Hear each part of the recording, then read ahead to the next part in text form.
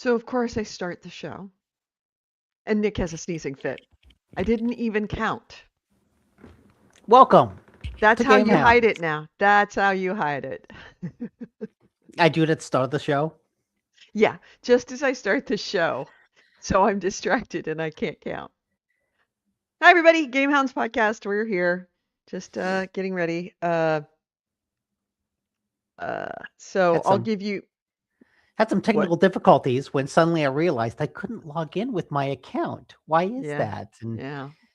had to downgrade the StreamYard account because it went from $3,000 a year to 500 a year, Right. right? They Uh, renewed us at a level of $3,000 a year. And it was but like, apparently at the $500 level, you can't have multiple hosts in the same stream. you can't have it. I can't have Nick as the admin of the account because in shitification, as Hmm. Nick likes to remind us all the time. Um, and yeah, that delayed us a little bit, but that's still, we're right about on time. Yeah. Gamehounds on time. And if I'm looking a little rough today, I am feeling a little rough today. I was at a wedding yesterday Yeah. where I did nothing but drink water. Well, Yeah. when So Nick got a call on, was it Thursday night? Friday, Was it Friday? I think it was. No, I think it was No, it Thursday. was Yes. Thursday night. It was Yeah. Thursday night. Nick gets a call on Thursday night from me late because I had this wedding. I have known about this wedding for more than a year. I was going to be going to this wedding, and so I've had three events to take Chris to, three company events, two Christmas parties, and now this wedding. I'm like, finally, finally, finally, finally, Chris is going to meet my work family because our work is very much a family. It is a family with a capital F, like hardcore. I've never worked at a company like this before where we're family. So I really wanted him to go because, they're like, hey, aren't you dating a guy? I think I saw him once, but he in the previous two events, the two Christmas parties, he couldn't go to one. Well, he was supposed to go to both. One, we got there and then his daughter had an emergency and he had to leave. The next year, he was going and then got sick, and my company is very sick averse. You don't go. You don't show up to work. Like you get a sniffle and they'll say stay home for the week. We Yeah. don't want you in here. And that's when I came. I filled in. Right, you filled in that year. Yeah. And that was fun. I'll go to a Christmas party again when he It's a Is gets it not a sick. great Yeah, is it not a great party? Yeah. I mean, If he doesn't want to, stupidly fun. if he doesn't want to go, So then the third one was like, okay, there's this wedding. And he's like, where is it? It's like a 3-hour drive.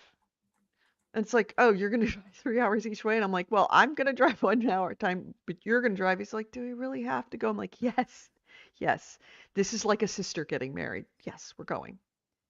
Like the bride side of the family, yeah, there was a decent amount of family. It was two full tables worth of coworkers. That's how much family we are. okay. Like she invited two full tables of her coworkers, and it was not a big wedding. It was like 60 people, and we were Okay. Okay. two full tables of it because that's how much family we are. You're like the Fast and the Furious. We're Oh yeah, family here. we're family. Yeah. So After so the wedding, you went and you robbed DVD players from trucks. you know what? We totally would. If DVD players were actually worth anything these days, we probably would. Put a few drinks in us and somebody would say that. No, So, you went and stole hard drives. went and stole hard Yeah. drives. Yeah, I probably could convince one or two people to go steal hard drives with me. So, we But go. yeah, Or then no, you didn't I'm go like, well, no, because that's the thing. Is that Chris? uh, it's supposed to be on Saturday, Thursday night. We go out to El Pollo Loco for food, and Chris had said that morning. He goes, just to let you know, and I'm like, do not. Because he's like, just to let you know, like, you're not getting sick. You are not getting sick. He hasn't been sick since last Christmas. All right. Hmm, So I'm like, no, no, no, convenient. no, no, no, no, no, no, no, no, no, no.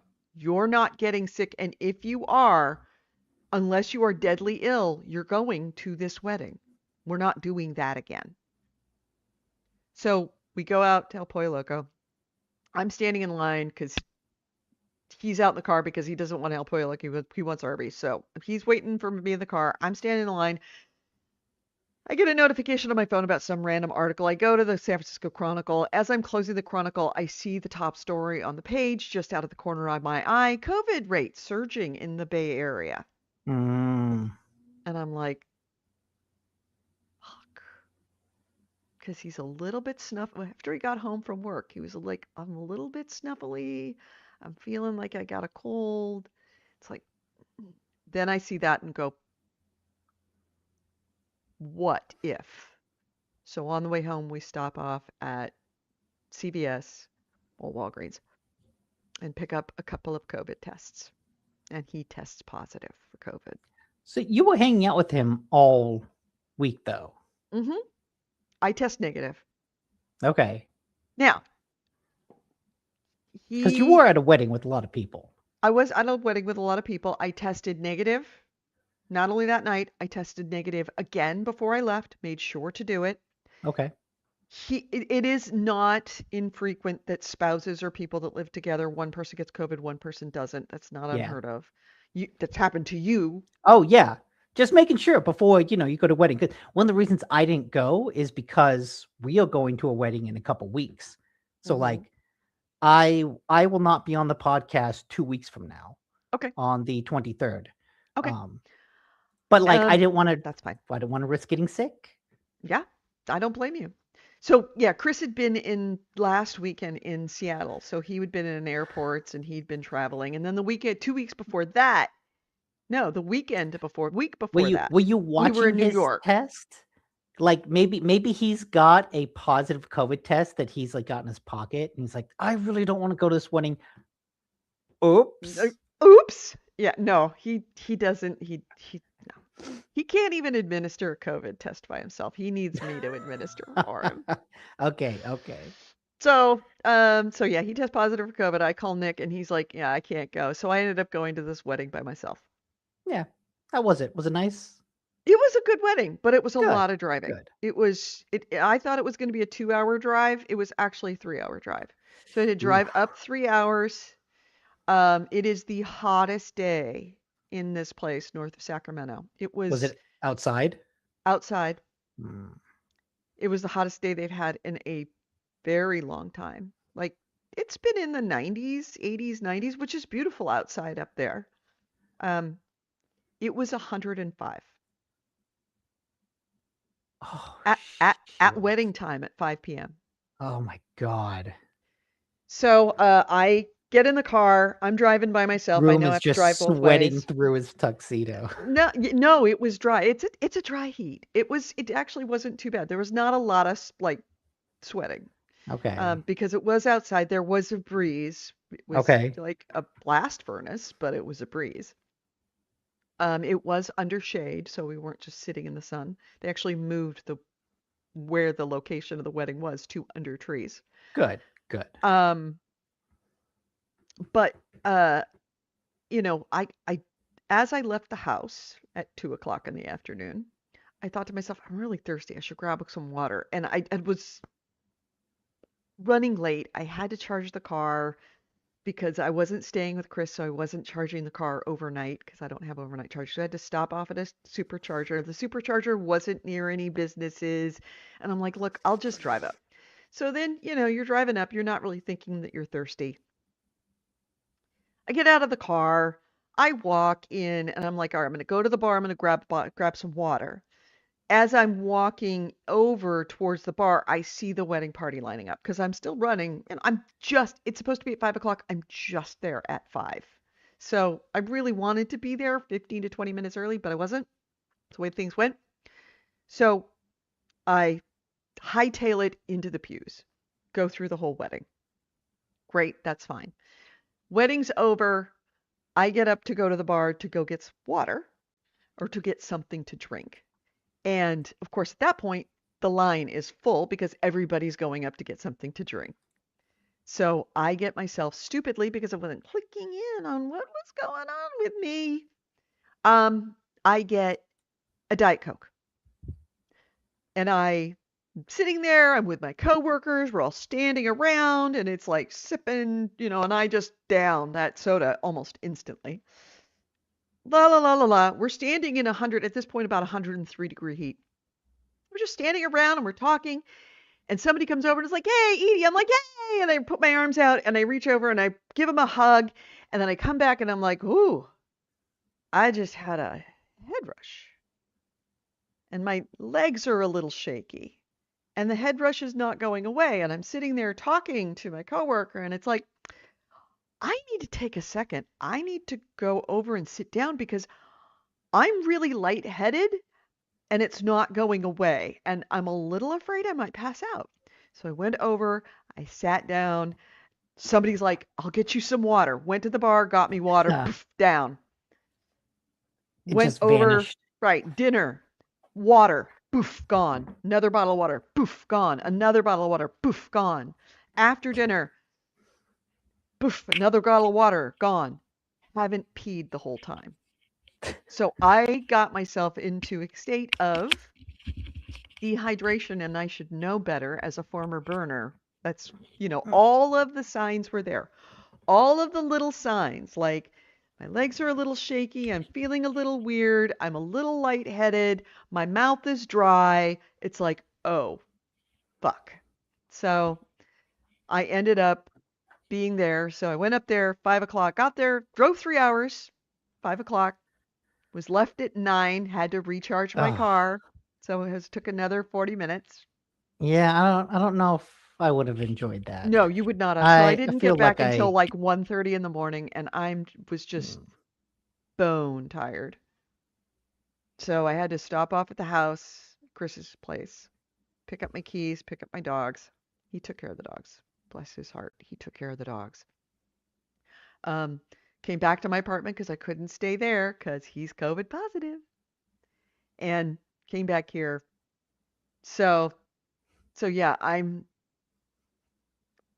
recovering heat stroke, recovering 6 hours of driving for 4 hours of wedding, and which was completely worth it, totally worth it. Would do it again, no question. That's not a regret at all. But I am a little under the weather, let's just say. So You know what? You know what I did yesterday? Nick's carrying the show today, guys. Nick's carrying the show. You know what I did? Mm-hmm. I sat on the couch. Ooh. You know what I did in the evening? Sat on the couch. I wish I could do that. So let's start the show because we didn't do that last week, and Yes. So okay. I promise to remember myself of this. A Yeah. couple things. AC Wraith says, last night I was made aware that the 40th anniversary celebration of the 1986 Transformers movie is apologizing for killing Optimus instead of the ridiculous decision to make the movie required viewing to enjoy the next season of the show. I haven't stopped ranting online since. Oh, wow. That's So that's how they did it, is that they just didn't want to deal with the whole Optimus thing, so they just killed it off and then started on, no, continued on? they killed them because they wanted to sell more toys. So they had the season of Transformers, killed off the leader in a movie, and then the second season suddenly it's a whole new cast of characters, and people are like, wait, what? What happened? Yeah, I'm still here. I'm just getting That my is food. that is the equivalent of having a whole episode of the Book of Boba Fett dedicated to the Mandalorian and satisfying like a major character arc for the Mandalorian in a completely different show. Yeah, no, I didn't have a problem with that. Oh my no, shut up. That is terrible. That's bullshit. That is one of the single most god awful creative decisions I've ever seen in a TV show. It is so fucking awful. And AC Wraith also says, obligatory mention that we could finally have Tim on the 23rd. Why? because I won't be here. Oh, that might be fun. So, possibility. Yeah, I will look into that. But, But yeah, I don't even know if Tim even follows video games. I mean, obviously he does do gaming still because he's involved with that thing, but I don't know. okay, Maybe, well, if maybe. We'll you see. can start the show, I Yeah. can start talking about what I was playing all Saturday while you were Okay. driving. Fine. Let's do that, Dick. This podcast discusses video games, pop culture, and technology, and these podcasters have big, fat potty mouths. If you're younger than 18 or are easily offended, please stop this podcast now. Oh, and your mom said to take out the trash and do your homework.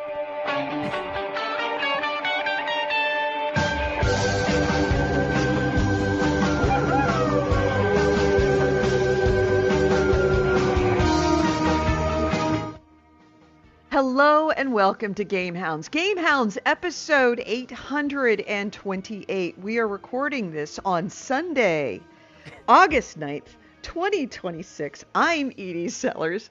Like a finger trap? Oh, shit. With me is Nick Nicola, who are, if you're listening to this as an audio podcast, we are flipping each other off in very creative ways the entire way. Oh, yeah. Also, what I forgot to mention, Mm-hmm. we got rid of a couch. Oh my God, where's your couch? It's gone. Are you getting another one? No, we're going to rearrange this office area because I want to finally put the Yugo up there. So we're finally going to have some nice like game art in the background. We're going to move those desks. We're going to move like the Peloton and everything. Going to rearrange some stuff to hopefully make it a better background What did and you a do with the better couch? exercise room. What did you do with the couch? We got rid of it.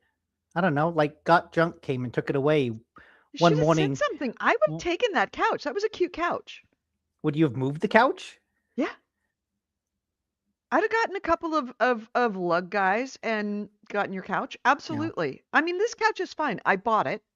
It's less than 2 years old. I regretted it as soon as I bought it. As soon as I saw it, I'm like, why did I buy I thought when I ordered it, I thought it was a much darker couch. It is almost a white couch, and you can't have a white couch with dogs.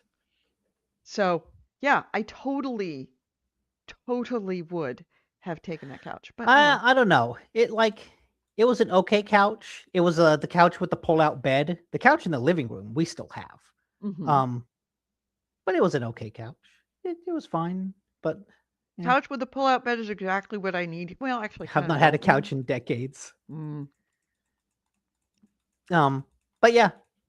So they came Friday morning as I was still asleep because Rachel had taken the day off and she was like, no, yeah, I got this. So they came in like 9 a.m. or so. I was still asleep. By the time I came out, the couch was gone. Oh, wow. Real quick, they came in like ghosts. Lovely when just things just disappear instead of having to actually take them out yourself. It's nice. Yeah. So anyways. Yes. So I spent all Saturday playing games. Apologies for the eating.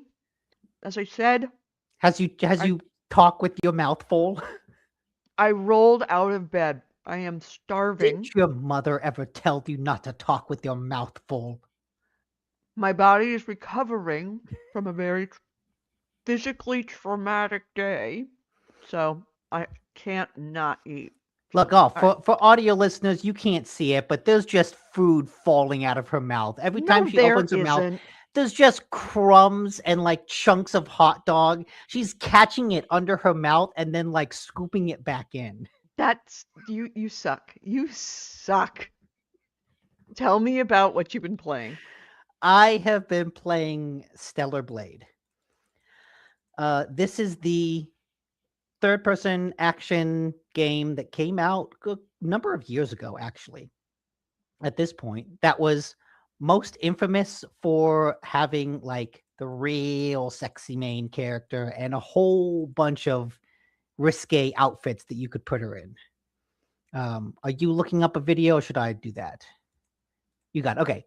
Um, but it's the kind of game that when it was coming out, it was the center of like the right wing. Oh yeah, they don't make games like this anymore. Yeah, we want more sexy women like this, and the woke games media is gonna hate this. And then the game came out, and it got a lot of good reviews. And then there was like a costume DLC that was slightly changed, and all of those rage baiters turned on the game. Um, but I had always wanted to play it because it got those good reviews. And it's the kind of game that I like. I like a good action game. I was expecting it to be way more Souls-like than it really is. It's actually way more God of War in that you don't just have a light attack and a heavy attack. You have combos of those attacks. So it's triangle, triangle, triangle, square, square, square, square, triangle, square, square, triangle. Various combinations like that do different moves. And so it's that lends that's a very God of War, Devil May Cry type of differentiator from Souls likes, which generally just have light attack, heavy attack, and that's it.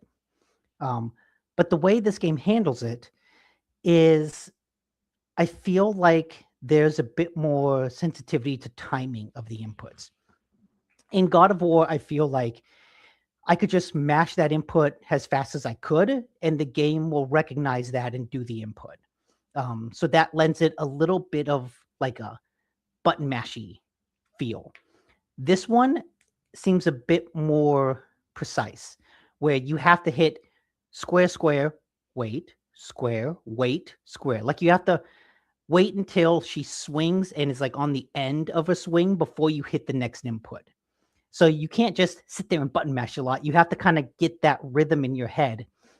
And the animation is incredible because so much of the game revolves around this sexy lady. All of her combos are like backflips, just gymnastic wild flips in every direction. And that is really cool because it kind of makes you feel like a ninja as you're playing, as you're watching the character, watching the movements, trying to time your button inputs at the right time, in the midst of a big fight. You're trying to keep your cool while in a chaotic situation, and you pull it off with some extremely elaborate backflip sword slash, and that's really satisfying. It feels like you're a good ninja. Uh, and so I've really right away the combat feels really good. Um, what I wasn't expecting too is in the beginning, it puts you into a pretty linear Souls-like level where, oh, you're going around this linear area. You don't have a map. Every now and then you'll encounter a checkpoint. And when you rest at the checkpoint, uh, you get your health back, you get your supplies back, but all the enemies respawn. Once you get past that initial area, very Souls-likey, the next area is this vast open world. And I was not expecting that. And the game actually handles those open world areas really, really well because you'll collect a bunch of quests in the hub world that will take you to different corners of that open area. But there are other areas that the game won't necessarily force you to go to.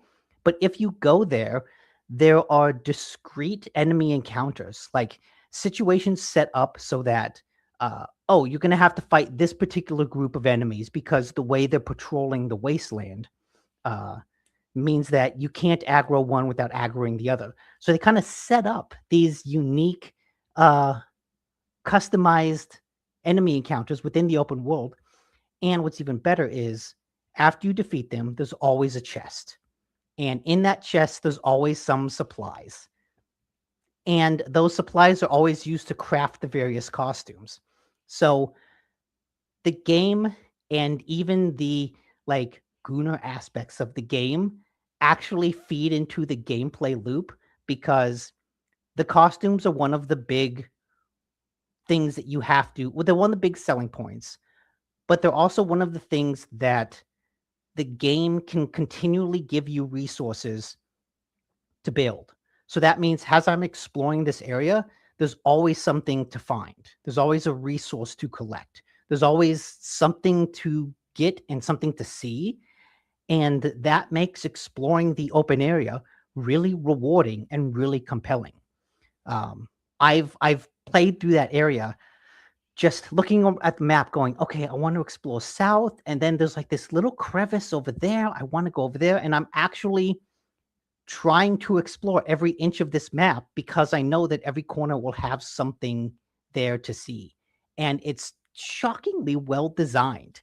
Like knew the good reviews that this game got, but I didn't realize just like how well it's designed. Yeah, I can definitely feel some of the limitations in the fact that the two big open areas I've been to have been deserts, and they have repeated sewers in a lot of the more linear Souls-like areas. So there's kind of a clear repetition of environments going on. Like, okay, the developer is trying to reuse assets. Like they're trying to they can't just make a unique world every single time. But that's kind of okay because the story, it works for the story. And the story is another shockingly, surprisingly good thing about this game. The dialogue, it's a little iffy. Like the voice acting, it's okay at best. None of it's all that good.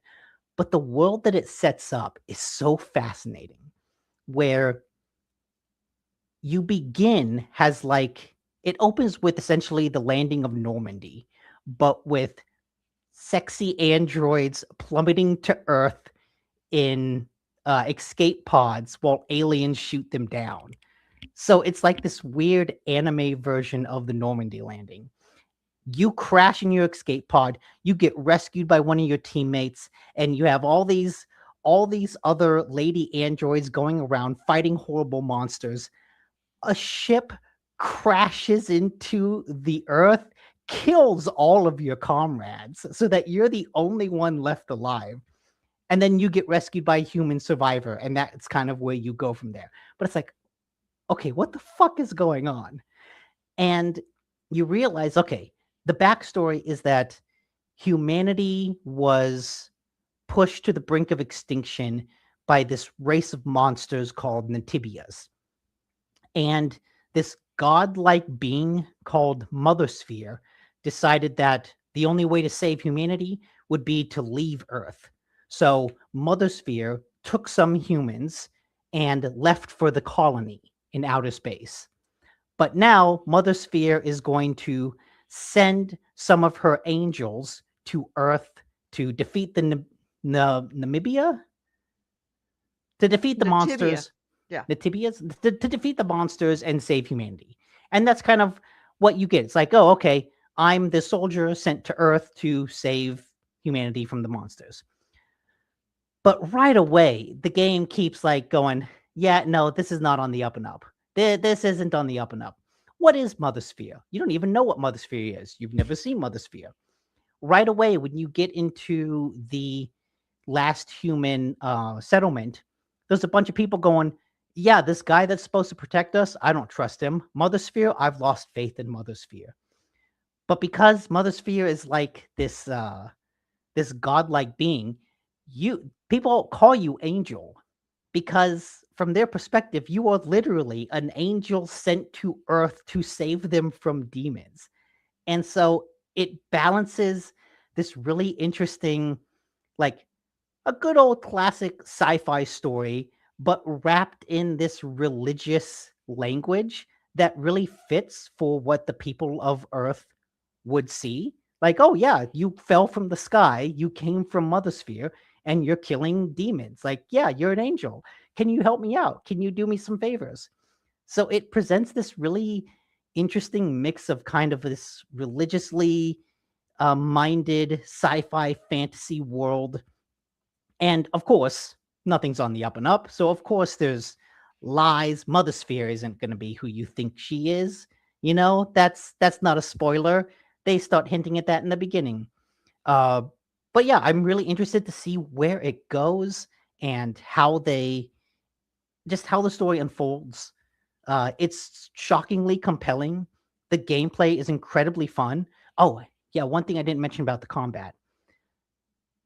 You see in here that the screen flashes blue and then she like jumps Mhm. behind an enemy. Mhm. One of the interesting things about this game is it's very parry focused, but it's not just parry with a sword. There's a lot of moves that the enemies will do that you have distinct counters for. So if they flash blue, you can do a move that gets you behind them. If they flash purple, you can do a move where you kind of kick them away. If you perfect dodge, you can use that perfect dodge to then combo into an attack. So, and if you perfect parry, you can then combo that into an attack. So that means that you're not just parrying their attack. You can parry their attack and then use that parry into a combo. You can dodge and then that dodge activates a combo. Or you can just activate a combo. Or you can see them doing a special move and activate a combo from there. And so it's this interesting dance where every attack the enemy does, every step they take, there's a counter step that I can take. So it's a lot of watch what you do, I'm going to react. Watch what you do, I'm going to react. Watch what you do, I'm going to react.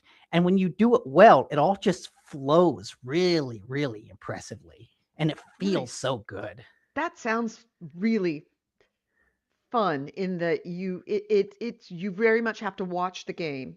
It's not just like you say button mashing. It's just not going through the same thing over and over again. It is what are they doing and when do I take advantage of my skill set? Yeah. Yeah. I am loving the hell out of it. Yeah. It does seem like your kind of game, doesn't it? Also Mhm. does not sound like my kind of game. No, I don't think you would be very good. Mm-mm, mm-mm. AC Wraith also says, I suck so bad at that sort of combat. I can't even mix parries while dodge moves in Assassin's Creed. Yeah. Yeah, yeah, I can do that, but not much more than that. So I'm right there with you. yeah. But Uh, yeah, I was expecting to enjoy it, wasn't expecting to enjoy it this much. So now I am really looking forward to the next game, good. especially When did because it's like coming out next year. this Stellar Blade come out? So like came out like 2 years ago. Mm. So it's a bit of an older game, but there's nothing wrong with that. But Yeah, yeah, that's you're I now I set up for the new one. You didn't finish it, did you? not yet. I feel like I'm pretty close to the end though. Oh, okay. Um, what else did you play? I mean, I had a New Year's resolution to talk about one new game a week, so I got to save my games. Oh, okay, that's fine. So I'll save it for next week. But have been All right. playing other stuff. Yeah, I didn't. I've been playing Open Enrollment is what I've been playing. That's the new hot game for me. Thrilling. You know, yeah, yeah, it's a thrilling game, and it requires constant effort. First thing in the morning, dealing with open enrollment. Yeah, that's Last thing just at night, yeah, dealing with open enrollment. not worth it. Yeah. Just go to Yeah, I'm community not. college. Yeah. Yeah. If I, because I am operations director, I'm actually administering the open enrollment. And if you think it's a lot of work to actually sign up through your healthcare benefits through your company, it's a lot more work for your company to set up the healthcare benefits for you. Let's just say that. Hmm. Um, so yeah, and I'm still playing Pokemon Go. But, I mean, it's playing. I'm collecting Pokemon. There's I the mean, remote raids are fun, but I just don't see any reason to put more money into it. It's do you it's do you catch them? Like, are you going for walks and catching Pokemon? Has you? yeah, well, I mean, when I'm at Hmm. work, I'll log in, catch a few Pokemon, fit a few Pokestops, battle a couple of runts. When I'm at home, I'll do the same thing. But yeah, nothing.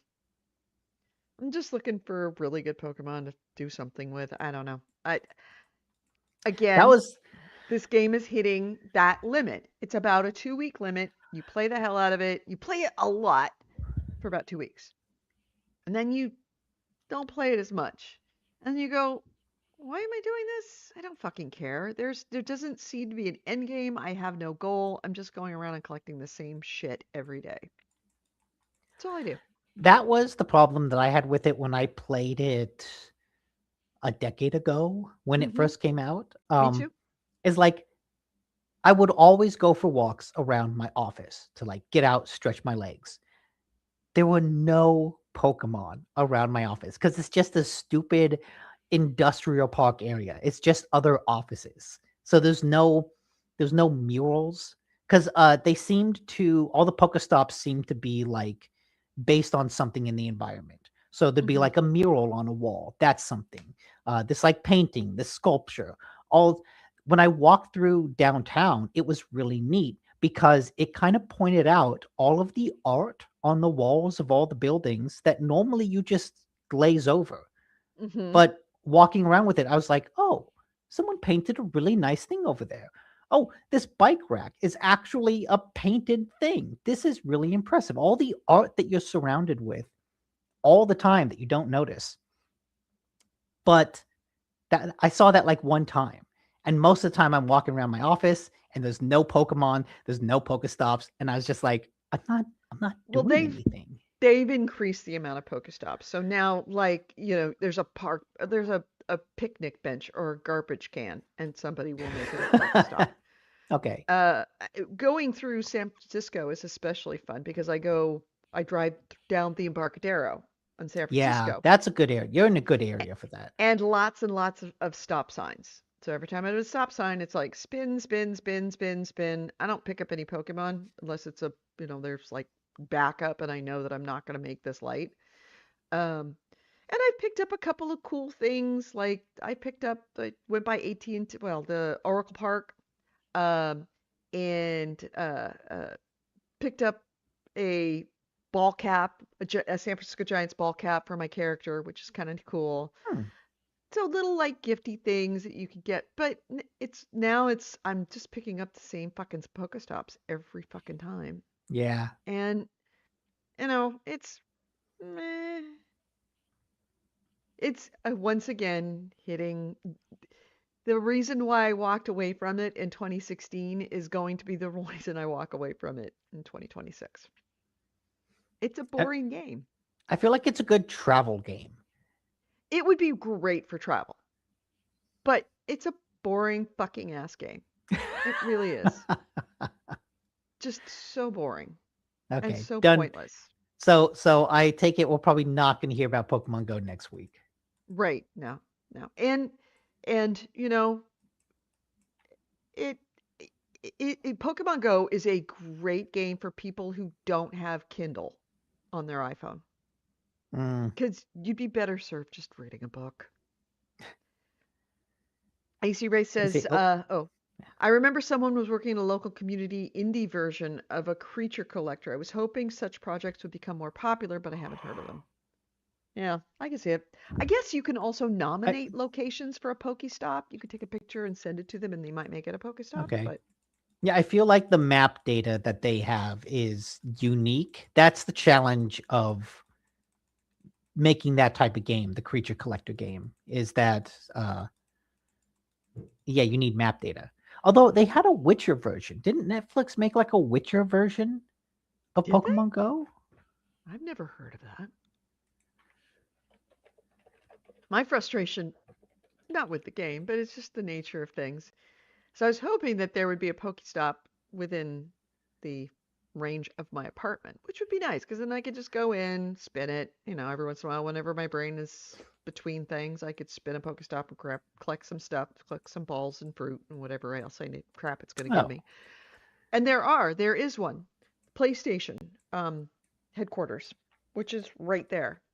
And I am this far out of range from it from my apartment. mm, I mean, I can literally see the line, and it's like this radiating line that comes from your character, and you can see the line go out to the Pokestop and go bloop just before it gets there, which would be great. I would love to have that, but I'm not gonna get up and walk down.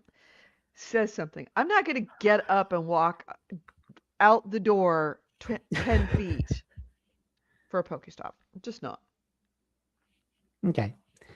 And yeah, AC Wraith in chat has The Witcher Monster Slayer, which Oh. apparently came out in 21 and was shut down in 23.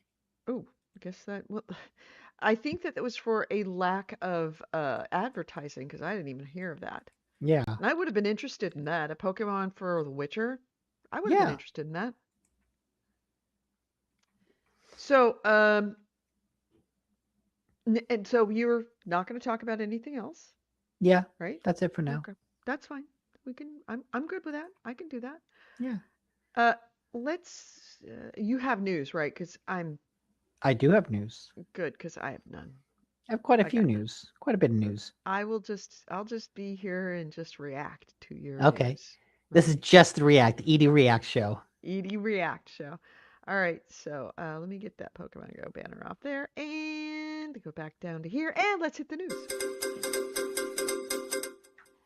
This is the GameHounds News, the news, views, and commentary, the week in gaming with gamer Edie and Nick DiNicola, and our first item is... Ooh, so a lot of people have been going, where is that next GTA trailer? We have our answer. It's on Netflix. I saw that they're So actually doing it on Netflix. That's crazy. On August 27th, there's going to be like a 30-minute extended look at GTA 6 premiering on Netflix for 6 hours. Then it will go to YouTube. No. For 6 hours. It's not a 6-hour preview. It's going to be there exclusively for 6 hours. Yes, exclusively on Netflix for 6 hours. Man, Rockstar just knows how to milk every penny out of this thing, don't they? It is a strange deal, but I'm sure that, look, Netflix probably offered them some money, and Take-Two was A lot of like, money. well, why not? Sure. Like, we want it exclusively. We want it exclusively for a day. We want it exclusively for 10 hours. How about 6 hours? Okay. Yeah.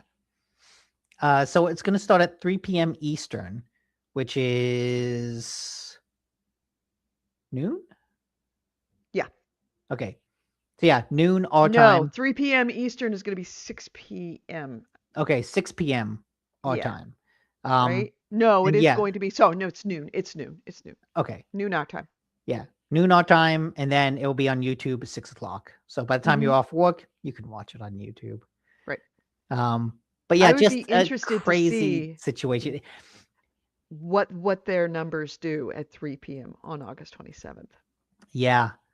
And a streamer I watched was talking about it, and she was saying that she would love to react to the extended look, but I don't know if Netflix would let her do that. She's like, well, if I try to talk over a Netflix thing, that could get me banned. Like Netflix isn't YouTube. Yeah. So I'm curious probably to see, make that. I'm curious to see if that will be an official thing. If Netflix will say, no, you can stream this, you can restream this, you can react to it. If they try to make it more of an event than like a TV show. Right. Which is one of the interesting things about this whole news story is that the news story is how is Netflix going to do this? It's not about what is this extended look going to show us? It's like, who the fuck knows? They're going to show us the game. The bigger news is like, well, how is Netflix going to handle this? What are the technical aspects of this stream? What are the technical aspects of this advertisement? I'm interested to see how this... I don't know that Netflix is possibly prepared for this. Like, it's had big things that people have been wanting to go to Netflix for, aka, like, say, example, Stranger Things, right? But not everybody was there waiting for this time for it to drop and all started streaming at the same time. Have they Yeah, ever had something where it's like, we're going to show you this at this time and everybody's going to stream it at exactly the same moment? they've streamed football games on Christmas. Okay. All right. I assume if they can do that, they can handle a video Okay. game ad. All right. Yeah, they've done various sporting events. They've done multiple football games. True. I think And they did. Also, didn't they do some FIFA stuff? Or did they not? Somebody else. No, it was no, YouTube that did that. yeah. So yeah, I think their infrastructure can handle it. That's not a Yeah. worry. Yeah, Oh, it they is also kind did of some weird because wrestling. it's just yeah, I Buy a month of Netflix to get the early preview access, then buy the game on release to functionally be a beta tester. yeah. The Oh, that's the PC GTA history. yeah. The I don't know. I would like to see I'm sure I hope that they release the numbers of how many people watched it I because imagine I am curious to know. they will only do that if it's like a big number that they can advertise, Possibly. right? Otherwise, Netflix doesn't like giving out numbers. No, they don't. And I would like to not only know the numbers of how many people watched it, but I'm curious about the numbers of when people watched it. Are Hmm. they going to get hammered at 3 p.m. on August 27th? Like, is it just going to be this massive run? And how big is this massive run? This is actually going to be quantitatively the first time we will see like actual numbers, how interested people are in this game. I mean, obviously we know everybody's interested in this game, but it's all been at this point assumption. It's a good assumption, but we don't have actual data I mean, to reflect I that. don't know if we have pre-order numbers, but uh Zelnick, the CEO of Take Two, has said like, no, the pre-orders are ahead of, like, they're ahead of what we were expecting. Mm, So that's yeah. well, So I mean, they've we got are going to numbers. buy They've it. We got all numbers know it. that's making them smile. Yeah. Okay. All right. That's good. Yeah. No numbers, no proof they should have taken down the Willow series. That still blows my mind. Yeah. Yeah. Must have gotten like 0 views. Yeah. That they got Um, rid of I'm not okay with this. No, no, not that not no, okay. they just That's no, not that that's one. Netflix. What's the one? I'm not I'm alone in this world.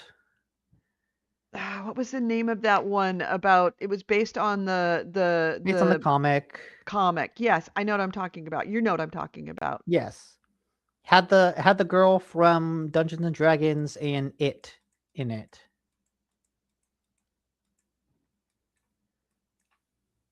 I'm not at home in this world anymore. No, that's a different movie.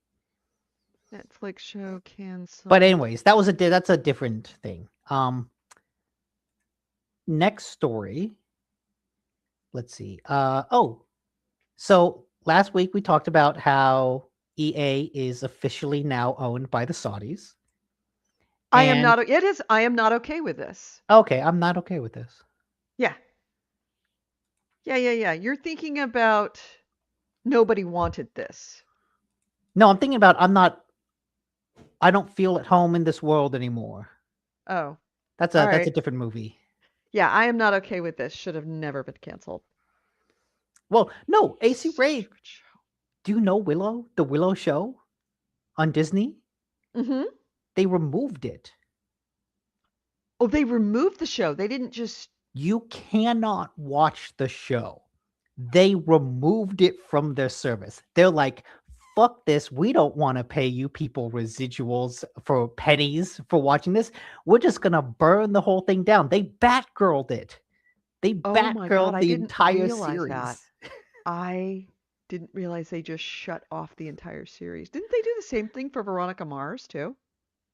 No, Somebody Veronica did that Mars was for. just canceled.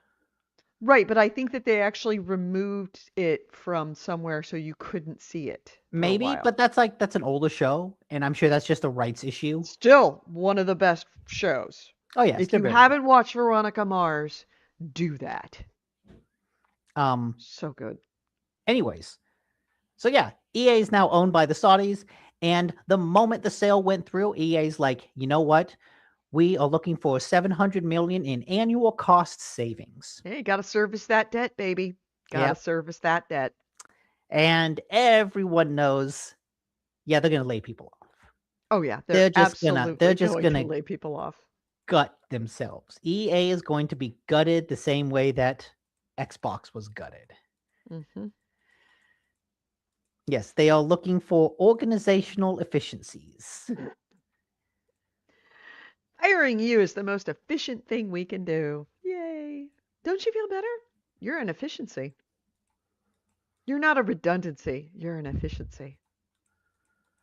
So yeah, I think that we will see the consequences of them going private sooner rather than later, just because all these layoffs are happening because of them going private. These Yeah. are not actually due to any financial issues with EA, other than the fact that they were bought, and because they were bought, they now have debt. Yeah. This is the beginning of the end for EA. Like, they are going Yeah. the way of Toys R Us. It is entirely possible that, I mean, has been the end of many studios, is a purchase. Granted, this is a purchase from the public domain, which is unusual, but a purchase of a company. You saddle the company with debt. They can't service the debt. Then you shut down the company and sell off its assets. That's what corporate raiding is.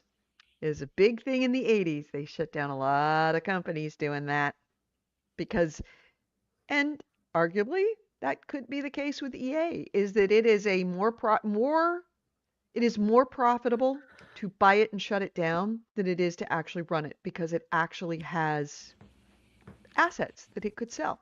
Yeah. And with all of its IPs. It's, I how many 20, 30 years of IPs that are all sitting there that they could just sell off. I imagine that the Saudis do want the sports division, but I imagine that EA is just the sports games. Yeah, Don't they might. expect Dark Souls, don't expect Mass Effect, don't expect Dragon Nope. Age. Or not Nope. Dark Souls, I meant Dragon Age. Dragon Age. Yeah, they might very well spin off EA Sports into its own independent company and shut down the rest of the company and sell off all the rest of the assets. Which Yes. is, what Embracer is doing right now, is it's divvying up the assets, the marry, fuck, kill list. Yes. They're going to they probably will at a point have a marry, fuck, kill moment of selling stuff off. And if that's the case, I'm going to do everything I can to get Future Cop. How awesome would that be I don't for a think they Christmas present? I don't think they even know they have that IP. No, they don't. They probably don't. How awesome would that be as a Christmas present to Chris? Is to give him the rights to Future Cop. And it's like, okay, when you retire, you can re-release Future Cop. You can update it yourself and re-release it, because he remembers the code.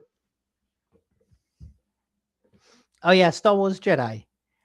Respawn is EA.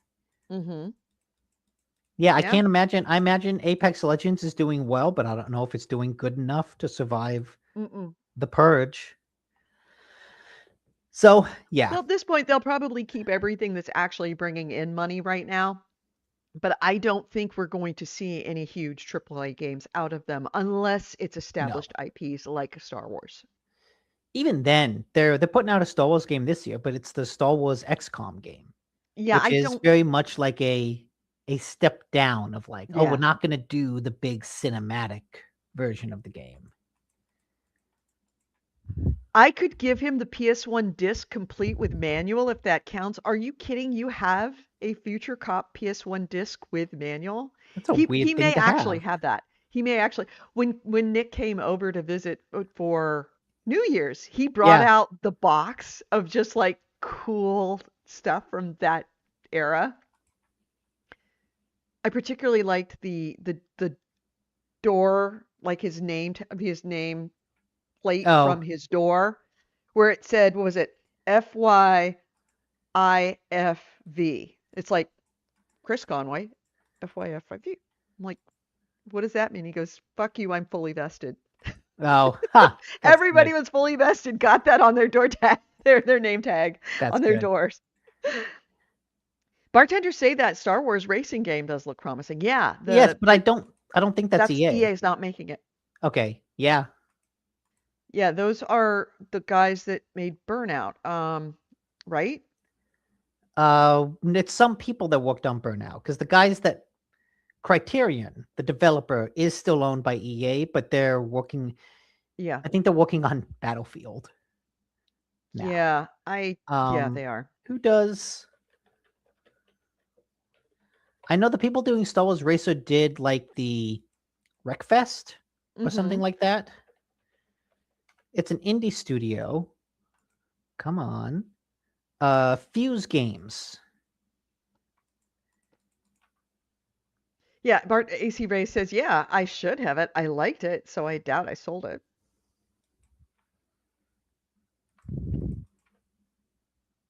Yeah. Okay. Anyways.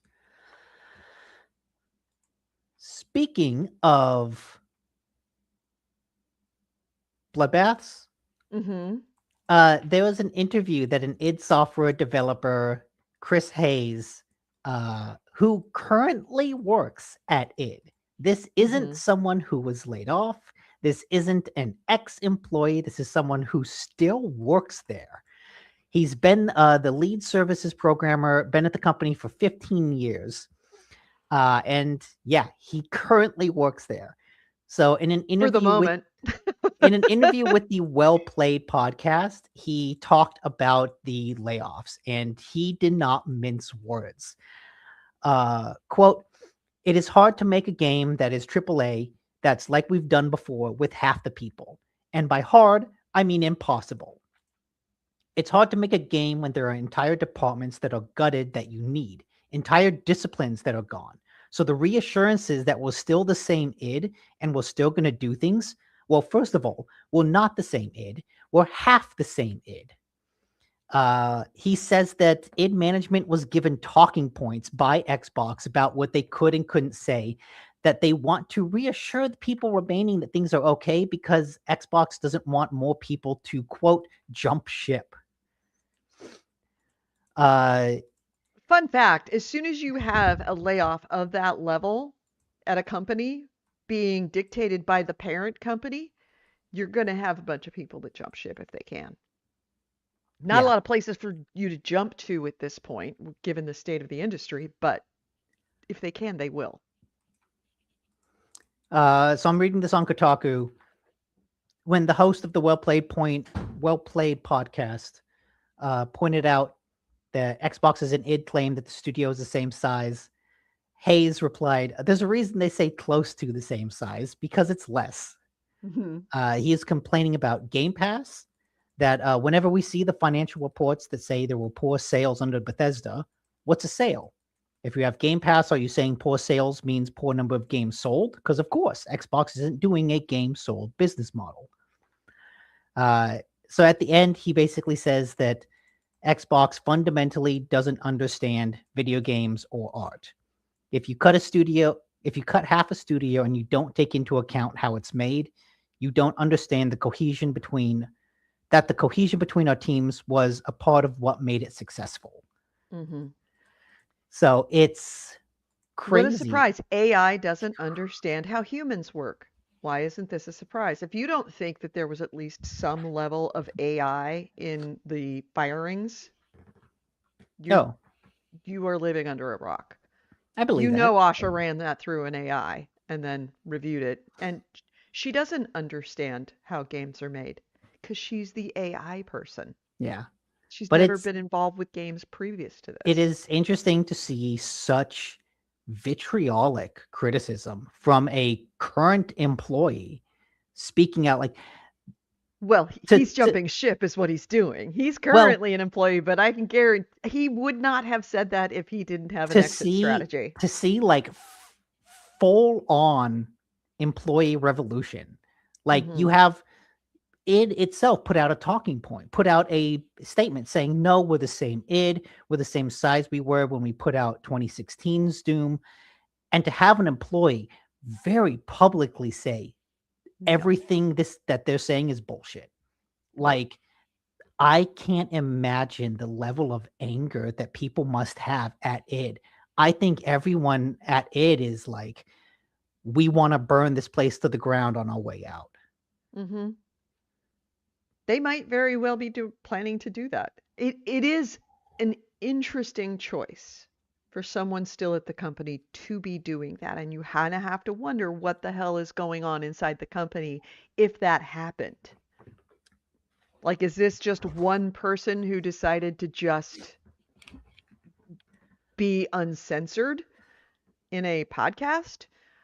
Was this someone who wanted to make some news on his way out the door, or is this the entire company on the way out the door, the entire remaining part of the company on the way out the door, kind of speaking for everybody else that's left Yeah. as they're making their Because ways out the door? also remember, we're only halfway through the Xbox layoffs. Mm-hmm. There's another 1,600 people that they are set to lay off in the next 6 months. And there's another half of id Software still left to fire. Mm-hmm. Yeah. Thank you for the copy of the statement of id Software's statement that was the Yes. talking points. So yeah, The aforementioned talking points memo. this really makes me wonder about the future of id and like the future of Bethesda, because Bethesda in general, and I mean, I don't just mean the people making Elder Scrolls and Skyrim, but like the whole arm of Bethesda, which includes id, Machine Games, um, ZeniMax Online, Mm-hmm. like someone's They gonna get guillotined in there too. Mm-hmm. Yeah, this is messy. There is drama afoot. I'm it's really, really sad to see. I think that we are going to see, no matter what Asha and her people say about how games are going to be great, with the thing in the back of their head saying, because AI is going to build them and AI is perfect. We're going to see some really shitty, shitty games in the next 5 We years. could. But I like this. I think it's good to see someone not parroting the talking points. Right. So It's somebody finally standing up and say the emperor has no clothes. Somebody yeah, inside the court actually saying that. yeah. And the other thing I'm sort of wondering is this would be an excellent precursor to former and current members of id starting their own studio. I'm sure some of them are looking into that, but it's hard to get funding for anything. Mm-hmm. True. True. Mm. It's a tough time. It's a really tough time. Uh It's a tough time to be a fan, but it's even tougher time to be actually be in the industry. it is. You know who it's also tough for? Tough Mm. times. Tough times out there for Roblox. Yeah. Yeah, go So ahead. Tell me. I saw the headline on this one and it did make me laugh. yeah, so the headline is like it's a cheeky summary. You know, the headline that you've seen everywhere is like Roblox stops exploiting kids, loses $9 billion. The Mm-hmm. details are that during their quarterly earnings report, I guess in the past quarter or even the past 6 months, what Roblox has done is they've changed their algorithm. And specifically, I'll quote it because there's a lot of it's a lot. On the discovery side, in the last few months, we shared with our community our strategic decision to focus our discovery algorithms directly on measured long-term retention. We have seen this impact monetization primarily in the US under 13 cohort, and this has been exemplified by a lower frequency of impressions with games that emphasize short term monetization rather than long term retention. It's still early, but our data shows a positive lift in quality, stickier engagement games, and the benefits of higher retention, we believe, outweigh the near term impacts we're seeing, has improved retention and engagement compound into future growth. That's a lot of words to say. We stopped serving up games with exploitative microtransactions for kids under 13, and as a result, people are spending less money. And as a result, Roblox missed its projections by a couple $100 million. Ooh. And as part of that, their stock sank. And it's been going down for a while. I think it's down 70% since last year. Really? Let me look at that. I think it was at a max of 130, and now it's whatever minus 70% of that is. Math is hard. But yeah, the point is that the sheen is kind of, oops, let me remind me later. The sheen is ending for Roblox. They had been a platform that emphasizes that short-term monetization. But with that came a lot of criticism of them exploiting kids, exploiting children. So naturally, they take the move to stop that. But that has the end result. Turns out exploiting kids is so fucking profitable. Oh, Those it really is, those isn't it? kids just don't give a shit about money. It's like they have no value of a dollar. Yeah. So they Yeah, they just just spend it like and water. oh god, have I seen that? All right, here's the Roblox's chart, and you can see that it has crashed from, and you can't really see it very well there. Like 150 to 40. Yeah, about 150. Yeah. I'm trying to zoom in a very that way. There we go. Yeah, it was about 100. It was about 100, and at its peak about 140, and it is now down to 40.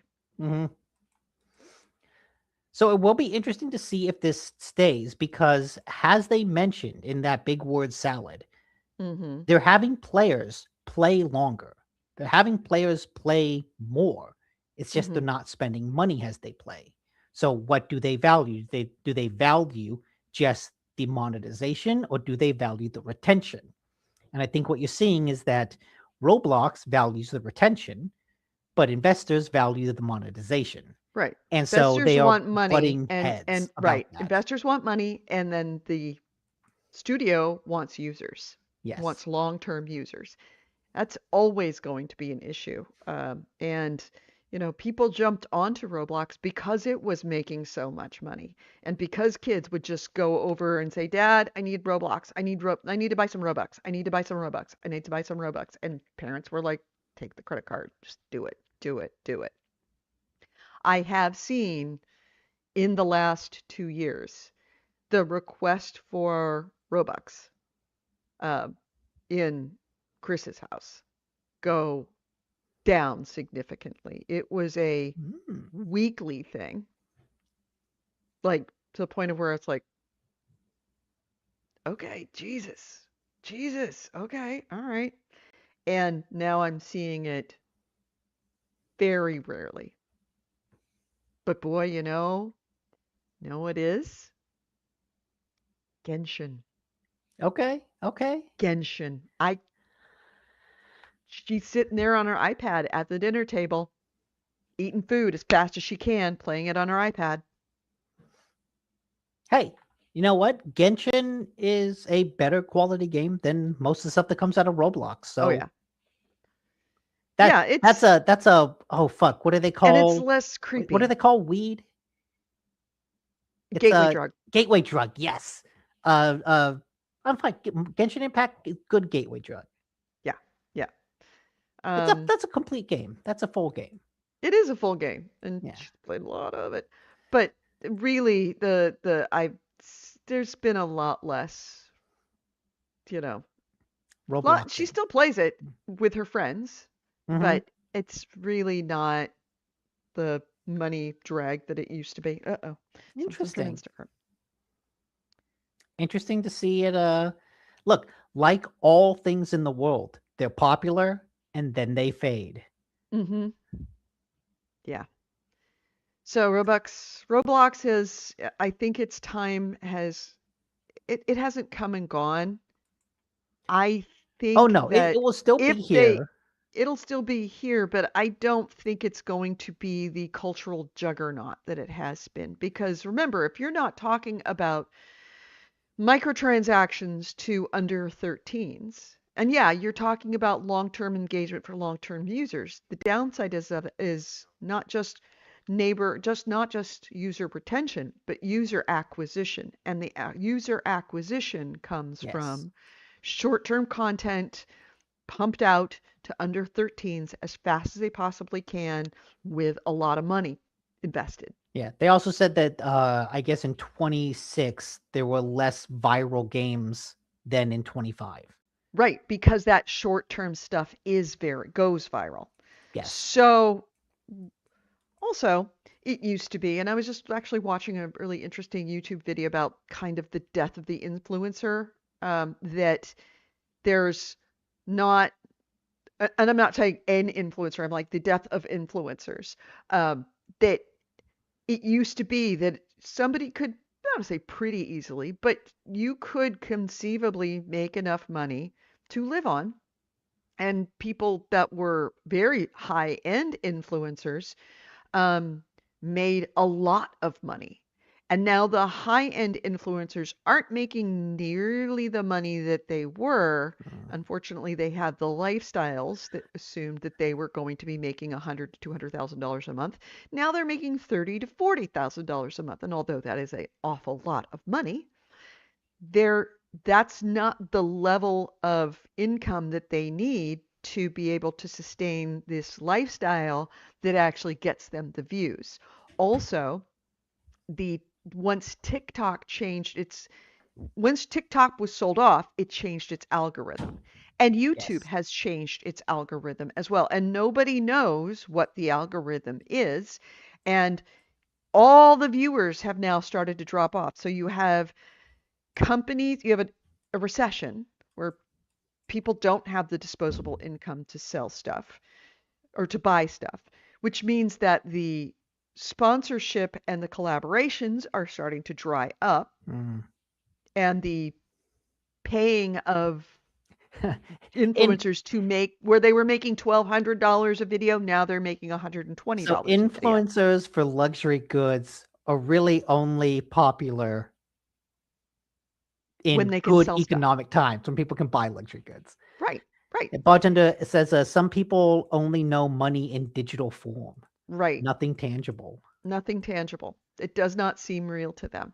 So what's happening is you're starting to see that go away, and you're starting to very much see that in a lot of video game podcasters and a lot of video game streamers that make content for streaming, is that they're no longer being pumped out by TikTok. They're no longer being pumped out by YouTube. Even Spiffing Brit on one day, something like 6 or 7 different very big podcasters all saw their views halved because they changed the algorithm.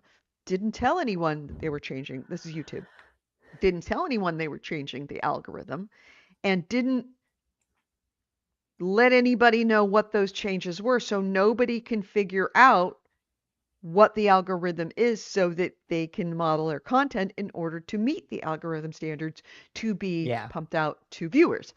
So, yeah, it's very much a thing. So you're seeing also going to see that affecting things like Roblox, because one of the things that makes Roblox and makes Roblox money is young influencers streaming their games. And if you can't get people watching on TikTok or Twitch or wherever watching streams of Roblox, then you're not going to get new people introduced to the game and wanting to play it, which means that you're going to have a problem with user acquisition. It's all slowing down.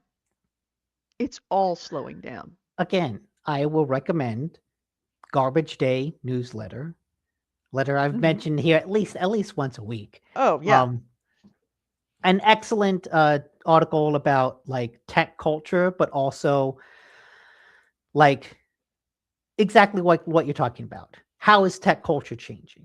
Like, what are the trends that we're seeing, and how do trends emerge in the current splintered social media environment? Excellent newsletter. Highly recommend it. Um, yeah, that's just an aside. Before I go on to the next story, Mhm. Bartender asks if we played Marvel Token Fighting yet. I have I not. I don't probably play won't fighting play games. it because it's a fighting game and I will get Mhm. my ass handed to me. Uh, Yeah. but If I I enjoy wanted to be watching it. frustrated, I would just go on a road trip. I enjoy watching it. I've watched a couple streams that have been really entertaining. Oh, there was one stream that Kind of Funny did. Wait, let me get rid of this banner because that's not relevant anymore. This one stream that Kind of Funny did, and they were inspired by someone else, but I forget who that someone else was. Um, they did a stream where one of the guys who likes fighting games had to get through 10 different fighting games. It was like a bracket competition. If he wins a round in one game, he gets to move on to the next game. If he wins a round in that game, he can move on to the next game. If he loses a round, he goes down the bracket back to the second game. If he loses again, he goes back to the first game. Oh, So wow. he's like, Okay. okay, I'm going to start with a game that I'm not good at because I'm going to get that out of the way, then go to a game that I'm good at so that I can And kind of get it have that buffer. right and Then, have it in my deep in my rearview mirror so I don't have to go back to that game. yeah. And to like watch him like strategize, okay, what game am I going to play? What's going to do this? Oh, I lost. Now I'm back here. Oh, I've got a good run going up. Incredibly entertaining. Highly recommended it. I forget what it's called, but it's the Kind of Funny Games crew that did it. And they're a really good group of people. Highly recommend them. They do the thing that you always wanted to do. Me? They have a daily news show every day at 10 a.m. They stream for an hour of like, here's the game news, and it's just like a daily news show. The two people sitting in front of a Right. counter talking about the news in the morning. Daily news show. You could do this show in 10-minute bites all week as opposed to 4 hours at the end of the week. Hmm. So Mhm. yeah, it's when I saw them do that, I realized, oh, this is actually really good format because I listened to them on my way to work.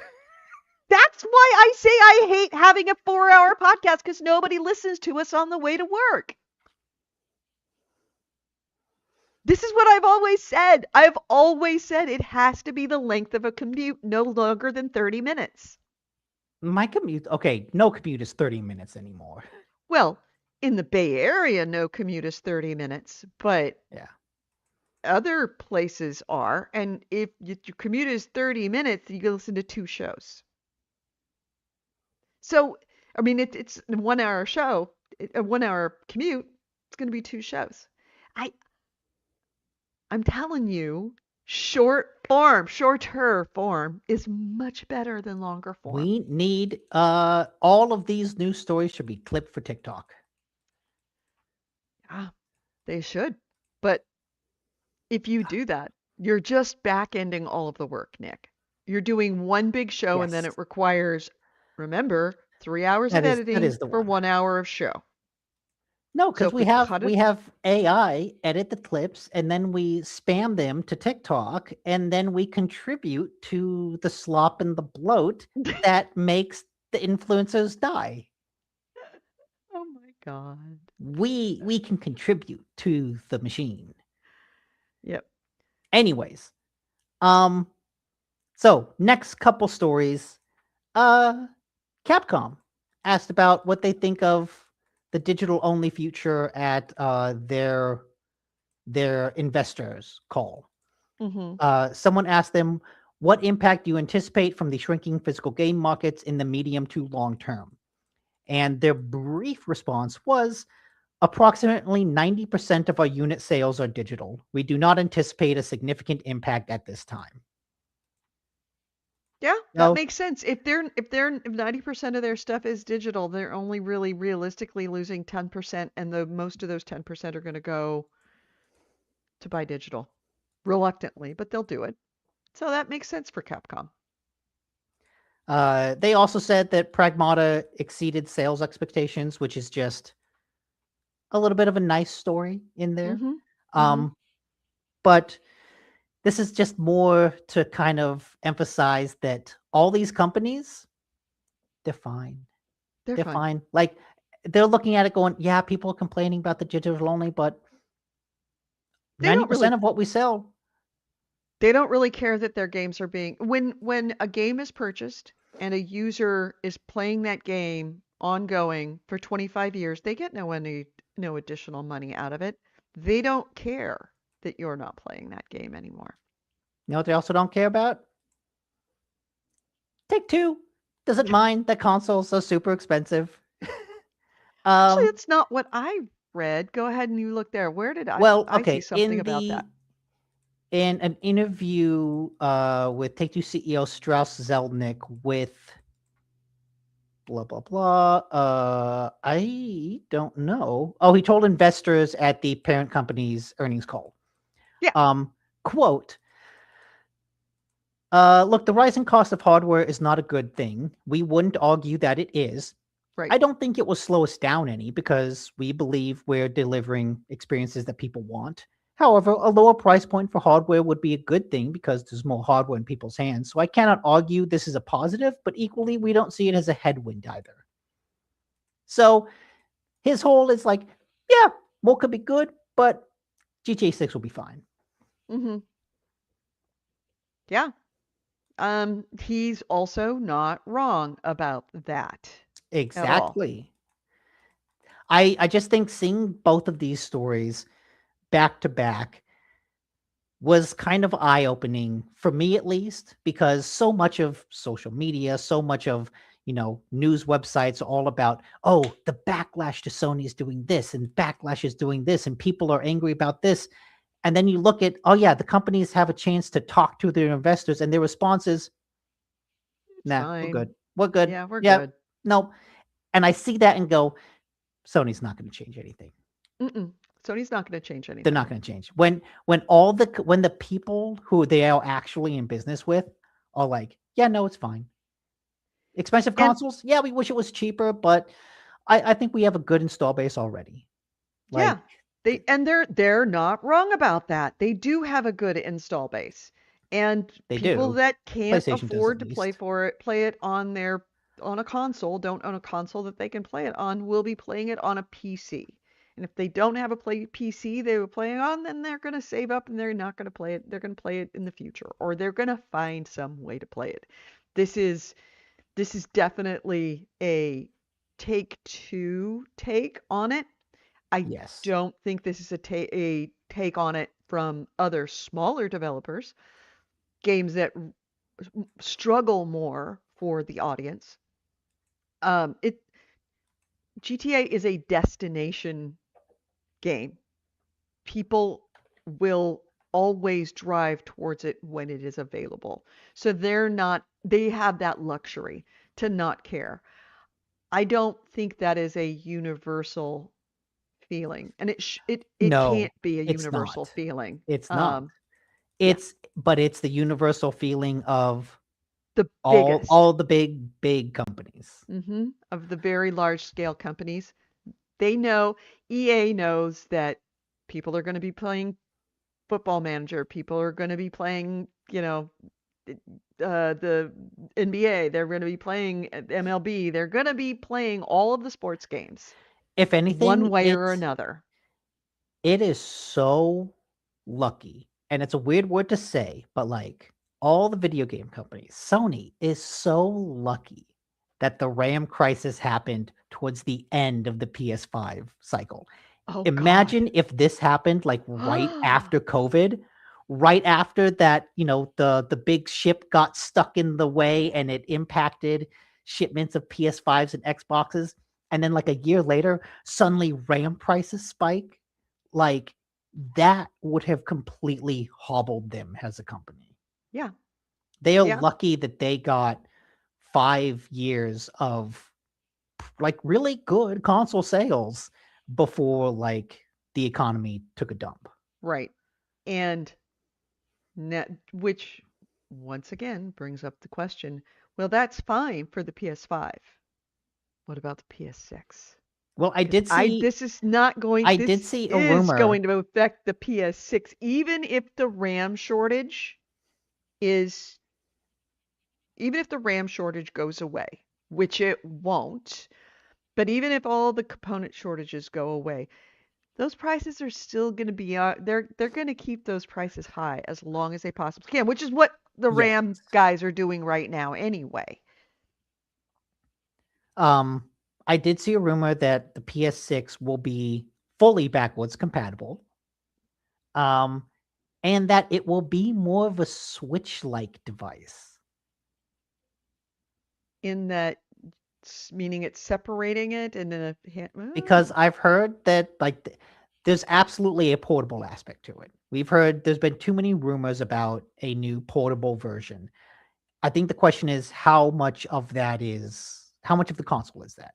Is there going to be a console and a handheld device? Is there just going to be a handheld device? Is there going to be something in between? But that would be, look, I like my PS5 Pro. When I think about the Pro and the base PS5, it looks mostly the same. I think one like runs a little smoother, but like you can't tell the difference. mm-mm, You cannot tell the difference. mm-mm. There is no visual fidelity increase that Sony could show you, that Nvidia could show you. At this point in time, there is no graphical improvements that any company could show you to make it worth buying a $1,000 box.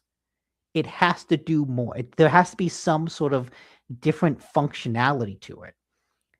And taking what was a living room console and making it portable is a completely new functionality that could do more to sell it. I know that as someone that plays on PlayStation a lot, I would love a portable PlayStation, a PSP, you could call it. No, it's because you're going places with it. They should call it the PS Go. Oh, ooh, I like that. Yeah. Mm-hmm. Uh, um, but yeah, so that they have to do something more, right? They need Yeah. new functionality because otherwise nothing they can offer is worth the price. Yeah. I wonder though, if that, I mean, I'm just gonna assume that is the case. How does that put Steam in there now that they are in the console and also portable business? Hmm.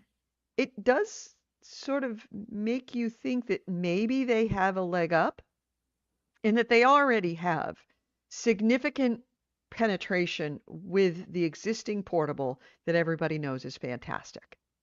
So they are already in that market. They've already they're the PlayStation of that market.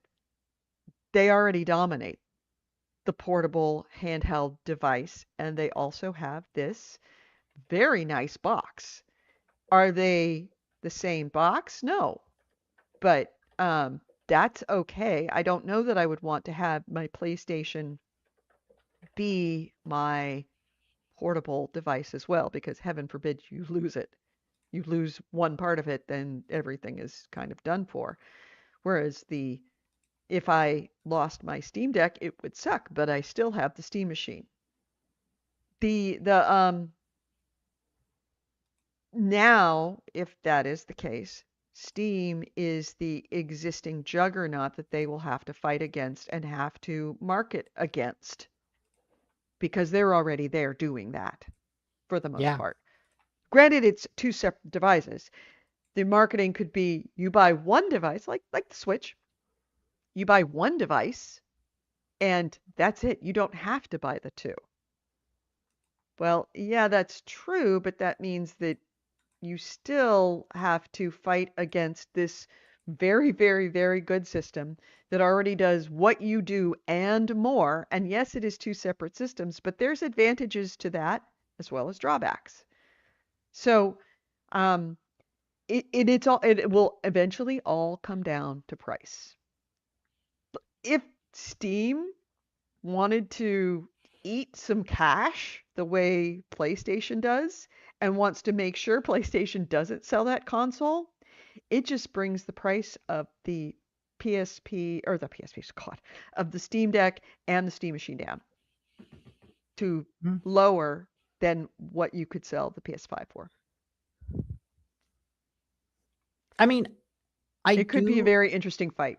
I do imagine Valve is one of the few companies in the world that if component prices go down, I could see them cutting the price of the Steam machine. Mm-hmm. Right? That feels like something they would do. Right. And so my final story is actually just kind of a fun goof. Mm-hmm.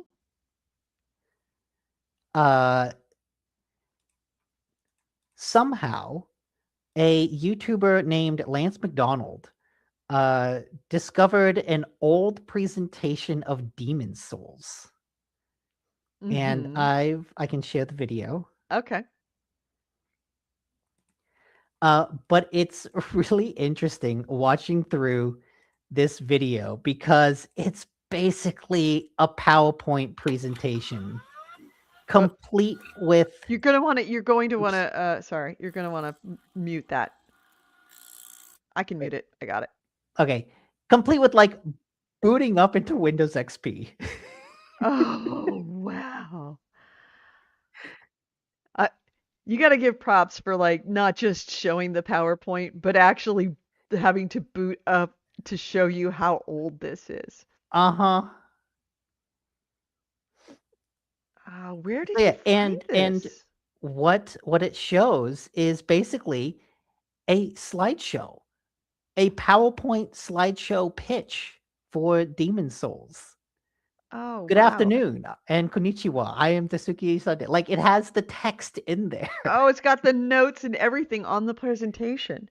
He must have given this. Daisuke Ishide. Yeah, and so there's obviously, Oh, wow. Look you at know, these. it's someone talking over a slideshow. Yeah. So this is where did he say where he found this? I don't believe so. But then what's also really cool is there's early footage from the prototype. Oh, wow. Yeah. Oh, it looks And it's just a so really interesting rudimentary by comparison. it's just a really interesting piece of video game history of like, hey, here's an early look at a game that kind of redefined or defined a new genre Mm-hmm. at before anyone thought to do that. Here's a Mm-hmm. slideshow about how they originally pitched the idea. Like you're With fighting an alligator. There's no alligator in Demon yeah, I Souls. was gonna say it's just assets, just off the board It's assets. just a Just random placeholder alligator. stuff. Yeah, placeholder stuff. Yeah, it's just a fascinating historical artifact that is if you're a fan of FromSoft games like me, this is just such a like I said, a fascinating kind of museum piece of Mm-hmm. hey, let's look at the history of this game and how it was pitched and how it was talked about and kind of how it was thought about during its development before there was a word for souls likes, Mm-hmm. before no one knew what that meant. Yeah. That's kind of cool. Working title, Demon Souls. Yep. That's really cute. So, did he say where he got it? So I don't prototype think end so. of March 2007, alpha Yeah, 1. alpha, beta, master, end of June 2008. Okay, let's see. When did Yeah, when did Demon it come out? Souls release date? Originally in America on October 6, 2009. Oh, okay. And in Japan, February 2009. So So he got missed it got just a got little bit. delayed a year. Yeah. Well, no, he said end of 2008, didn't it? But it was 2009. Right, Which and it was the which I guess beginning is of not that far. 2009. Yeah, Right. it was in So released in it Japan got beginning of pushed 2009. pushed a few months. Yeah. I'm looking through the Kotaku article, and I don't see exactly when he says where he found it. But that is so cool to see this. Yeah. Also to see it, that moment of looking back and wondering if they knew that they were defining a genre at that point. Okay. So I guess Lance McDonald has been compiling from software development history for a while. I get that's what Mhm. his channel is like from soft development details. And the Kotaku article says exactly how McDonald got his hands on this footage is currently a mystery. Oops. Still, that's really cool. That's Yeah. really, really cool. That's a good way to end. Was that your last item? That was a good way to end the show. Yeah, that was my last item. Oh. Wow, we actually are how many wow, we're only an hour 30 in. This is great. I'm Hey, I'm super trying to happy. keep it the length of a commute. Bay See, Area commute. I'm always trying to go for 90-minute shows. I'm always trying to keep it going and keep it moving. It's see, when I'm in charge of the show, it just moves. We get it good clean 90 minutes. Easy. Yeah, whatever, Goofy. I'm such a good host. I never try to extend the time by just randomly talking about bullshit and movies that I've seen. What movies have I seen lately? Oh, I've What heard did you Ice go out Cream to Man. see? I Oh, I don't want want to to see Ice Cream Man. I've actually got no interest in that. I've heard it. It really. You looks haven't seen it? no, it looks dumb. Eli Roth is This he's is hit and miss, and he's missed more often than he hits. this is I did not see it, obviously, but this is Chris's quote about it. Okay, Weapons is like a Disney movie compared to Ice Cream Man. Similar story, but without any limits. I'm pretty sure even making this film is illegal in most states and countries.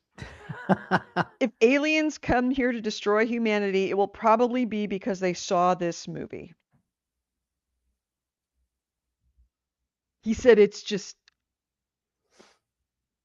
over the top. Well, okay, Eli Roth is the guy who made Hostel. Oh, okay. That is the movie that sort of made him a household name for horror fans. Right. Imagine the guy from Hostel having a movie about kids killing everybody. And there you go. Like, I'm sure you can imagine the gore goes wild. But I don't know. He It said it just was all feels, kinds of disturbing. He's like, it if you just, if you could disturb him with a movie, that's a movie I absolutely want nowhere near. I don't even want to be playing in a theater in my town. I want it that yeah. far away And from me. it feels a little, Exploitive? not exploitative, but like, we're just doing this. I'm trying to be edgy. Like Terrifier movies are all about body horror. Terrifier movies are just like, they're purely about how can we cut up this body in various ways. But they're kind of inventive about that. Mm-hmm. And like, there's a real um indie spirit to the Terrifier movies because they're made for like $5,000. And it's like, yeah, I made this movie. It turned into a franchise that got a theatrical release. And I like, spent $500,000 making this movie. So there's like a real, yes, it's gory and brutal and it's just a big gore fest, but it's a gore fest tempered by that like indie spirit of this is why we're making the movie.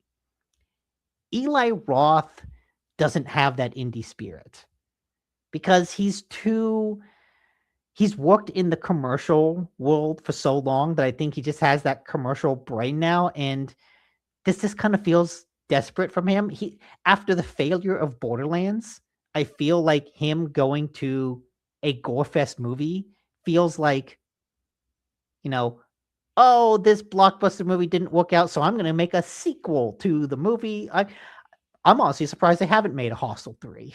Mm-hmm. But yeah, I don't Yeah, know. it's Not a big fan of Eli Roth, even though I'm a fan of some of his movies. no, I'm not seeing it. I'm surprised you hadn't seen it. That's my whole excuse as to why I don't want to see it, because I look at it and go, it feels like you're trying too hard. Yeah, and I'm surprised because I know that you kind of dig these Gorefest movies. Not all the gore fest. I just don't mind gore. I But don't have a mind heart. watching. I don't mind seeing someone's chest get flayed from their body, as long as you do so within the context of like a religious discussion and talking about how zombies represent literal hell on earth, and that's why we should worship Satan. I want to see zombies used as a form of religious icon. Then you can flay all the people you want, because that is some crazy shit I've not seen before. Yeah.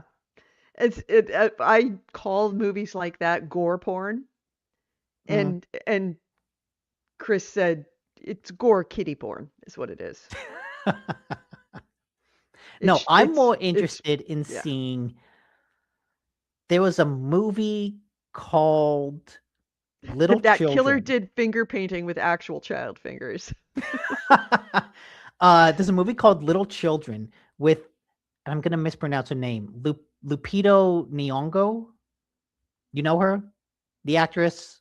She was Helen of Troy, and that made Elon Musk mad because she's black. Yes. Yes. She's in a movie called Little Children, I think, where she's a kindergarten school teacher, and all of the kids suddenly turn into like cannibalistic, crazy monsters. That's essentially what Ice Cream Man is. But that Demonic movie cannibal. focuses on her having to kill the children. That's a movie I can get behind. Okay. I don't want to see the adults killing children. Oh, that's just so sad. No, I want to see the school teacher killing the children Yeah, to save her own life. yeah. Fuck those kids. Little parasite kindergartners. Okay, wait. AC Ray, can you tell me, is that movie called Little Children? Or am I getting that confused with something else? No, I'm Little sure. Children is a family drama with Kate Winslet. A Oh completely different no. movie. Yeah, P-I-T. I wouldn't even know. I stay so far out of the knowledge of horror movies, Little especially. Little Monsters Oh, is what Little it's called. Monsters. Yes. There we go. Yeah, AC Ray found it too. Yeah, I can live without both of those things. Now, what game? Want to give us a preview of what game you're going to be talking about next week? I have been playing a lot. After I played Crimson Desert, I realized it's been a long time since I picked up my Odin emulator.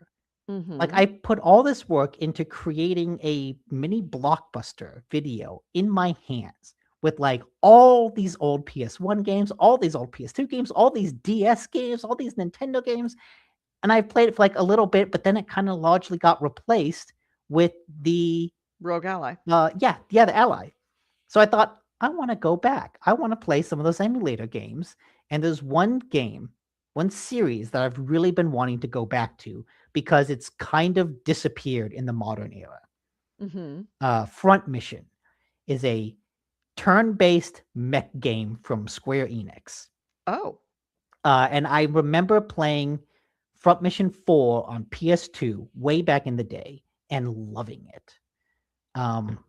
And they've been putting out remakes of 1, 2, and 3 pretty consistently. And they've all got good reviews. Mm-hmm. But I wanted to play Front Mission 5. And what I realized is that it never came out in America. Oh. It came out in Japan. And so I was worried that the ROM that I had wouldn't work. But turns out some nice people had already provided a fan translated version of the game. So Oh, that's kind of cool. it's all the text is different. All the text is in English. All the subtitles are in English. The voice acting is Japanese. But yeah, I've been playing a bunch of Front Mission 5. Okay. So we'll talk about Front Mission 5 next week. I'm going to try and pick up something else and not play Cult of the Lamb. Okay. Can't promise it, but I'm going to try not to. Have you had an orgy yet? I have not. Oh, yes. Have I Oh. had an orgy? I have not had an orgy. I've already got all of my things. I'm not quite sure why orgy What was are not. you doing then?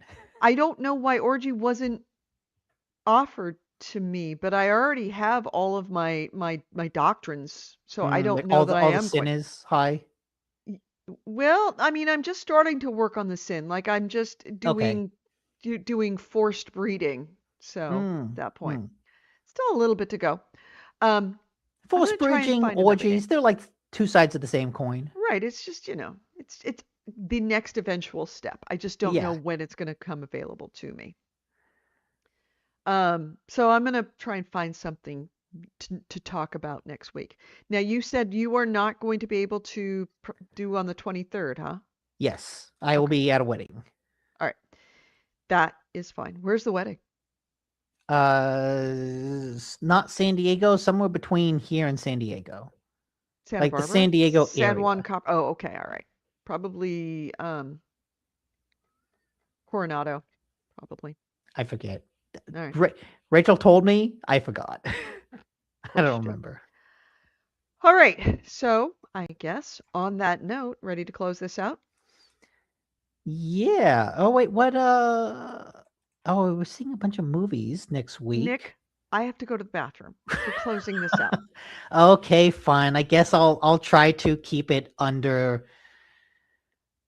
We're already over 90 minutes. All We're not right. at 120. Nick, What's stop. 90? What was What's 90 this plus about? What was 46? this about you being a good good co-host, that you're the one keeping things on track? That was Nick, 10 minutes ago. That was let's 10 close minutes ago, this. Nick. Let's close this out. You've been listening to GameHounds. GameHounds episode 828. We did record this on Sunday, August 9th, 2026. I've been Edie Sellers. With me has been Nick DiNicola. Ways to get a hold of us. GameHounds.net is our website. GameHounds@gmail.com is our email. We record this show live every Sunday at noon Pacific, 3 p.m. Eastern. We do that on Facebook, YouTube, and Twitch. If you watch us on Facebook or YouTube, we are the GameHounds. If you watch us, watch Facebook and Twitch, we're the GameHounds. On YouTube, we're GameHounds Vids, VIDS, all one word. Please join us if you'd like to join us live. If you can't join us live and you do want to listen to us on that 1 hour and 47-minute commute, you can do so by going to Apple Podcasts or iHeartRadio or Spotify or any place where you can find podcasts. We're going to be there. Thank you so much to wherever you are watching or listening. Please leave us some feedback. We deeply appreciate it. We've talked a lot about how algorithms are not our friends. You can help their algorithm be more of our friends, and that we can find more friends to join us by liking, subscribing. Even if it's just one of those things, that will help. If it's all of it, even better. Also, if you like the show, if you hate the show, if you have any questions about the show, put it in the comments. Put it in the comments. We would love to hear from you, and we will absolutely respond to you. Now, if you want to get a very quick response from us, you can go to our Discord. Our Discord information is in all of the descriptions of this show and other shows, wherever you're finding it. And on top of it, if you really want to give us a hand, become a patron. Patreon.com/GameHounds. $1 a month is all we ask to help us go into year 19. I did the math. 19 of this show coming up next year. Next year. Nick, thank you for being on the show. Thank you again to AC Wraith and everybody in the chat room, but especially AC Wraith, because you do in everything that we mentioned in the show, it's in the comments. If you want to link to it, just go down to the live show, either YouTube, Facebook, or Twitch. Look in the comments. Forward to wherever we mentioned it. That's where you're going to find the link to source all of our material, because we are serious freaking journalists. Everyone have a great week. We will talk to you later. Bye, everyone.